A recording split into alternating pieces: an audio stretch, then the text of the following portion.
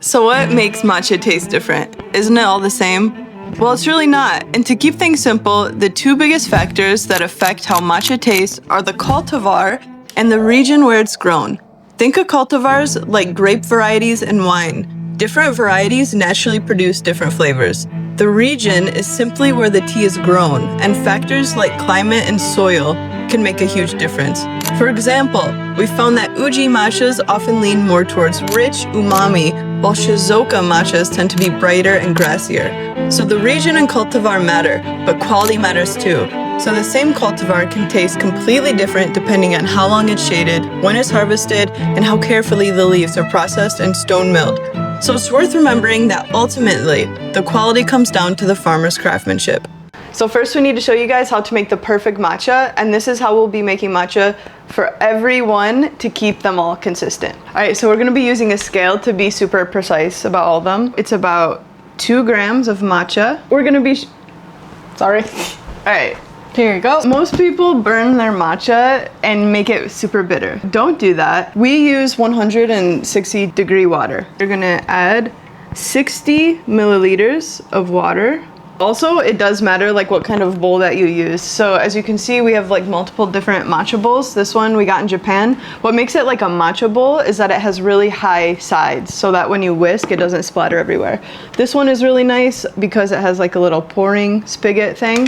So that's what we're gonna be using. This is a chasen. Yeah. It's kind of like a traditional whisk. And we have tried using like the electric whisks and this kind of whisk, and this just tastes better. So basically what I'm doing when I whisk, if you can hear it, you really whisk it well with your wrist. And you're trying to make like those frothy bubbles. You want to get all the matcha on the side. And then once you're done, you can kind of break up these little bubbles on the top by just kind of like poking them. That's a sign of a good matcha is the froth at the top. And then you can traditionally just drink it like this right out of the bowl. That's how you drink it in Japan, or you can add it to a latte, whatever you want. With all that being said, these are all of the matchas that we brought home with us while we were in Japan. So we are going to rate these different matchas and the different cultivars. Each matcha will be given a score on 4 things: the color, the aroma, the taste, and what we overall think of the matcha.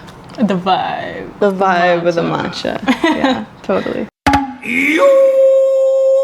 We are going to be starting with these 3 because this is kind of the most interesting one to show off how different cultivars create a different flavor matcha. All 3 of these teas are from the same farm, the same grower, but different cultivars. That is so cool. Yeah. So it's very interesting. We just made these 3 matchas the exact same way. So just visually, what I'm noticing, this has absolutely no froth to it. Like I was whisking the heck out of it and there's no froth.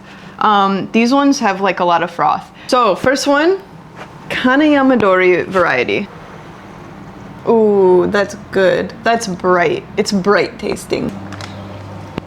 Fresh cut grass, spring greens. Next up, we have Yamatomidori. It's a Nara cultivar. Yeah, from Nara. Nara. This is where they have all the deer. Yeah. In Nara. Less sweet, more like cooked spinach, grass, more depth. More depth? Yeah, like I still taste it on my tongue, I feel like. Like fresh cut lawn. So this Sayamidori. Sayamidori. It's from Kagoshima Prefecture. It's a Kagoshima cultivar. Oh, by far the best. 100%. We structured that perfect. Best for last. Wow. That's so good. Yeah. That is high natural sweetness level, low bitterness. There's some umami, bright colors. I'm getting some vanilla, cream. This tastes like, or smells like popcorn. This I'm getting like fresh popcorn. Ooh. If I had to rate these, I would say favorite, second favorite, third favorite. This one is the winner because of the cultivar. That one is definitely the best. Yeah. Yeah, I like that cultivar the most. So this one I do not have high hopes of, because this is the cheapest matcha I bought in Japan. We got it at Donkey, which is basically a huge store that has like everything Japan in it. So this is the most expensive and the one that we had to wait in a really long line for. Basically, we have our Donkey matcha, which I would say was the cheapest one. And then this was our most expensive one and probably like the most famous matcha in Japan. Okay, so how it comes is like opening like a pop can. Ooh. Wow. Now that's how you know it's fresh. Oh yeah. Oh, the colors are really different. This one has more of like lighter green, and then this is like very bright green. Yeah. Bro, I'm so excited right now. Let's see. So head-wise, this looks lighter, this looks darker. Exact same amount. Okay, Donkey, here we go. It's actually not the worst matcha I've ever had, to be honest. Oh, it's pretty light. Yeah, it's light. It has like not a lot of bitterness, actually. I'm very, very surprised. Actually, not terrible, Donkey. Okay, now this matcha, I'm so excited for. That is delicious. That's good. That has depth. Whoa. That has complexity. Ooh. It has umami. Oh my god, I love that flavor. Yeah. I think this is like one of the best that I've ever had. I think that's one of the best matcha I've ever had before. Whoa. This particular one that we got, Chigi no Shiro, is kind of like a mixture of cultivars. We're not sure. So yeah, like what they do, like for example, why certain shops are more popular than others is because they have a reputation for the blends that they create. Yeah. So we have like single cultivar, but then there is like cultivars where they take it and they make a blend with it. Yeah. It has umami to it. Yeah. It definitely has umami. I can taste the umami. It has like a sweetness. It has like almost no bitterness, slight astringency, but like I think in a good way. Yeah, it has some floral notes to it too. So for example, if they're having like a Zen Buddhism like matcha ceremony, I believe that they would get like this really high quality matcha for that. So you would drink matcha like this if you're having like a special ceremony, but then you might drink like donkey matcha, or you know, if you're just doing it with like lattes. Daily too. Daily. Yeah. Yeah. This is more of like a special occasion matcha. Yeah. Yeah. Remember this one? Oh yeah. This is from the guy that we met. So this is like the smallest tea plantation out of everything that we have. This you can only get if you go to Japan and you actually meet up with this guy. There's nowhere else you can buy it. Yeah, so what did he tell us? He said that what he's trying to do is he has a very small matcha farm, and that basically he doesn't sell it much. What he's trying to do is perfect it so that he wins for being organic. He wants to have the quality that some matcha farms have when they use like pesticides and things like this, because you know it keeps the bugs and it's easier to grow. He is doing it all organically, and he just wants to put this in like competitions and stuff. Yeah, which is like really cool. A single run matcha plantation just run by him. Whoa. Ooh. What I thought would be interesting to compare this small batch matcha to is to the largest batch matcha. So this is like one of the most popular matchas that you can get in Uji. They were founded in 1790, and it's one of the most respected plantation. This is more mainstream ceremonial matcha from a major producer rather than a tiny artisanal tea shop or small plantation owner. This is what we're doing here. So we're gonna see, does a small tiny tea producer or one of the largest tea producers in the entire world have better matcha? Color-wise though, I say this one looks a little darker. This one looks a bit lighter. But how do they taste? Just looking at how they froth just about the same. This one looks a little darker, this one looks a little lighter. Very good. Is this the small tea producing? Almost nutty. It's nutty. Yeah, it has nutty notes to it. Okay, let's try the large tea producer. It reminds me of like chestnut. More mouthfeel. It's like all over your mouth. This one is like not as much mouthfeel. That is more like all over. If you like strong mouthfeel matcha, I think this one. If you're just looking for something lighter, maybe this one, because we use the exact same amount. Yeah. This has more, like, oh wow. But also, you know, this guy did it all organically. Organic. This is organic matcha too. We don't know if this is or not. I like them both. I like them both for different reasons. I Yeah. think taste-wise, I would say maybe the big company might win. Yeah. Just by a little bit. But knowing that the guy Does it made by himself, does it and by then it's all himself, organic. all organic, and still produces really good, high quality matcha. Yeah. It's pretty impressive. So yeah. Yeah. Alright, so this one is from Nishio. This was a very unexpected detour that we took. We were Yeah. taking like a train to Shizuoka from Kyoto, and there's a little tiny tea town called Nishio where not very many tourists go to. I don't think we saw one tourist there the whole time. This Yeah. is beautifully packaged. Nishio is a vibe. If we had more time, I would have definitely stayed there for a few nights. Ooh. Oh, wow. So whoa. So yeah, Nishio produces roughly 20% of Japan's matcha, which is actually like quite a bit, but not a lot of people know about Nishio.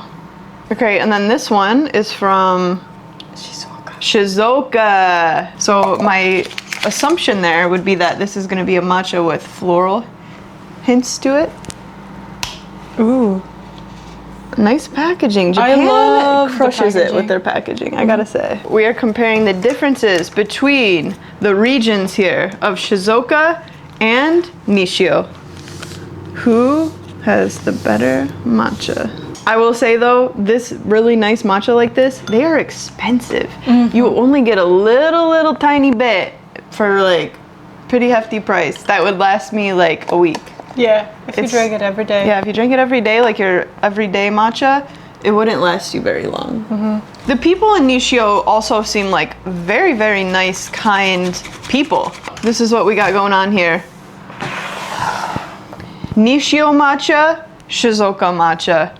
I would say by color, Nishio is looking more dark green. Shizuoka is looking more light. Nishio is by the ocean? Nishio is, yeah, it's along the coastline. I guess near the coastline. You know what they were saying is that like places that are on the coastline, like matcha places, have this like salty flavor from the ocean that goes on the, and I get It's that very interesting. when I taste that. Like the first thing that comes in my mind is like salt. Oh yeah. I like it. It's not bitter. It's like, it has like salt in it. Yeah. Yeah, salty. I actually Salty really like matcha. that. That's super good. Shizuoka. Whoa. Floral. They're almost identical to They're each other. very similar. I get more of a mouthfeel with Shizuoka's. But it's like a floral, salty grass. And the Shizuoka one is, it has floral notes to it, slightly creamier than Nishio, but they're identical in taste. Yeah. I would say this is just slightly creamier, Yeah. Totally. right? But I don't know. Sometimes I think so if I'm gonna make a latte, I would want the Shizuoka one because it's more like creamy mouthfeel. Yeah. But if I'm drinking it plain, I think I like the Nishio more because it's like a it's salty, clean, refreshing. Yeah. All right, this is the last matcha, and I will say I tried a lot of varieties, and this is my favorite. So I kind of know going into it that I'm probably gonna love it. So this is Samadori cultivar, and I would say this is the closest thing to like matcha nerd matcha. It's commonly used in Japan's highest end ceremonial blends. So Samadori is a variety that was developed specifically for Uji matcha. Samadori is relatively rare and highly praised. So this also is like a really famous tea brand in Uji.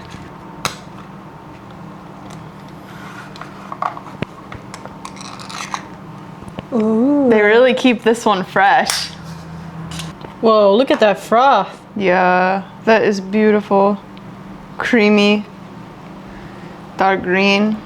All right, just by the look of it, I would say it's one of the best looking ones. It's like a bright, vibrant green.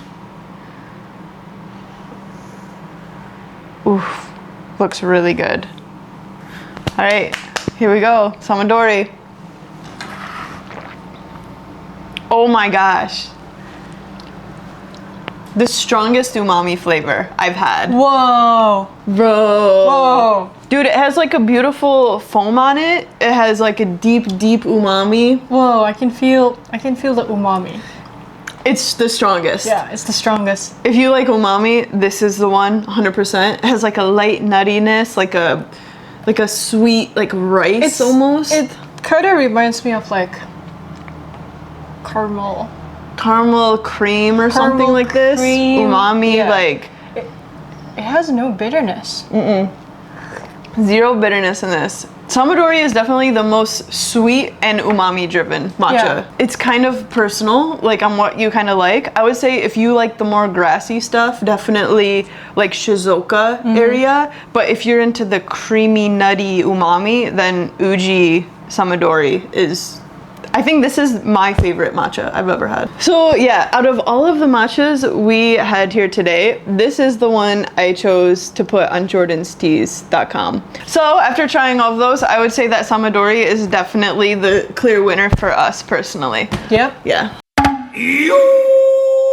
Since we're talking about matcha, what we were doing with all like the extras is we kind of made a combination for our latte after the video.